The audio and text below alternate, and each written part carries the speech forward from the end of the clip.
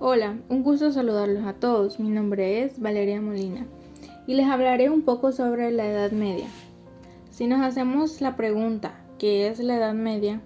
La Edad Media o medievo es el periodo histórico de la civilización occidental, comprendido entre el siglo V y el siglo XV. Su inicio se sitúa en el año 476, el año de la caída del Imperio Romano de Occidente, y su final en 1492. Año en el que Colón llegó a América.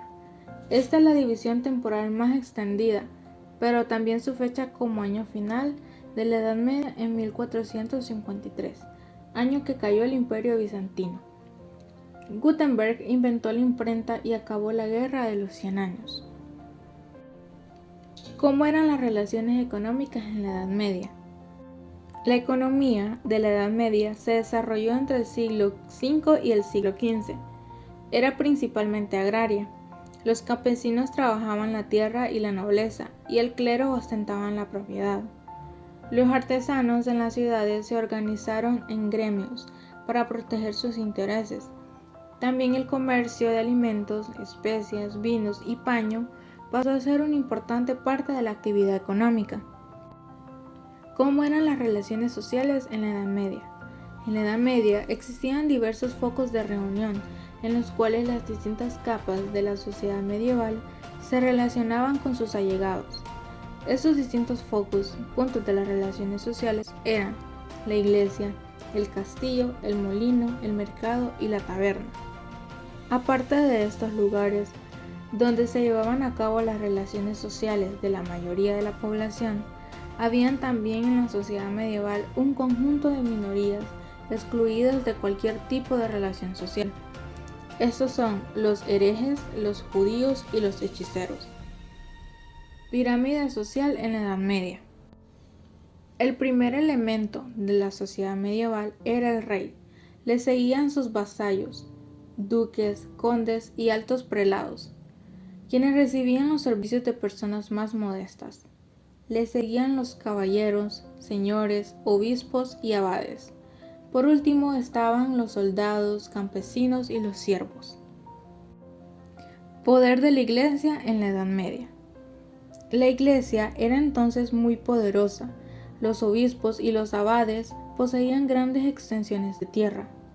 Los clérigos, que eran casi las únicas personas cultas, se encargaban de educar a los jóvenes, socorrían a los pobres y eran los principales consejeros de los reyes. Los aportes y pensamientos políticos de San Agustín. La idea de San Agustín es que el poder político y la justicia ejercidos en la ciudad de los hombres son poderes instituidos, no naturales, para regular las relaciones sociales entre los hombres que han caído en el pecado y que tienden a la guerra en la búsqueda del poder y los bienes materiales. Los aportes y pensamientos políticos de Santo Tomás de Aquino. El principio de Santo Tomás de Aquino propone es el cumplimiento de la virtud y de la obediencia a Dios antes que la gloria frente a los demás. Esto aplica que el gobernante debe actuar por el bien de sus súbditos, como convicción plena y con el fin de servir a Dios antes de obtener beneficios terrenales para sí mismo. Es aquí en donde el poder eclesial tiene para Tomás un papel predominante, y como aquel que está subyugados todos los poderes terrenales, pues si bien el monarca es autónomo en el gobierno de su pueblo y está al servicio de la felicidad de sus dominados, su virtud y la dirección de su pueblo deben ir encaminadas según los preceptos religiosos representados por la Iglesia.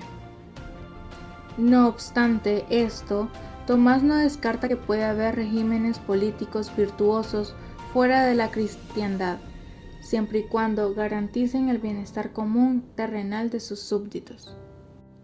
Mi análisis personal: el poder de la Iglesia en la Edad Media.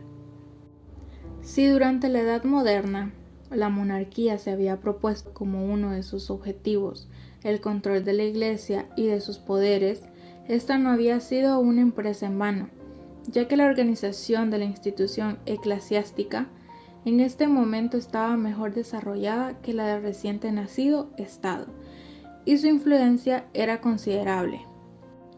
El clero era el señor de la vida y de la muerte, de la salvación o de la condenación eterna, regulador de las fiestas, dominante del espacio en las ciudades por sus catedrales, monasterios e iglesias, mecenas de las artes y de las letras, y señor prácticamente de la opinión pública, debido a la influencia que ejercían los sermones sobre una sociedad que era mayoritariamente analfabeta y que creía todo lo que escuchaba.